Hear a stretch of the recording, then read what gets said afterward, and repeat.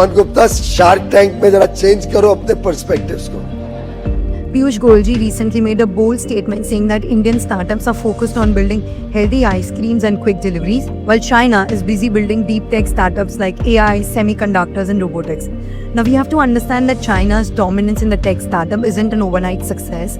It's a result of decades of strategic planning. I was reading an article where it mentioned that between 2015 and 2025, Beijing committed to $1.4 trillion for the deep tech industries.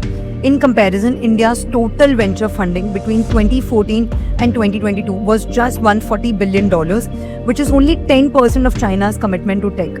Now, as a result, in 2023, China attracted 40% of global venture capital funding, whereas India managed only 5%. Also, India is losing its brightest mind. In 2022 alone, 2.25 lakh Indians left the country in search for better opportunity. That was 600 people leaving every single day. Now compare this to China, where the brain drain rate is less than 10%, where most of the top talent stay in the country and help build the tech ecosystem. Now, when it comes to ease of doing business, China ranks 31st, while India is still at 63rd position. Despite progress, our startups still face challenges with infrastructure, regulations, and support systems.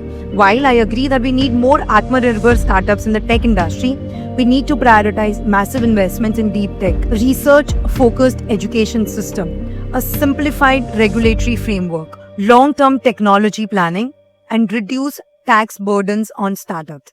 Now, Piyush Goyal's remarks weren't just a critic, they were actually a wake-up call. India has the talent and the ambition. We just need to make bold and better decisions to compete on the global stage.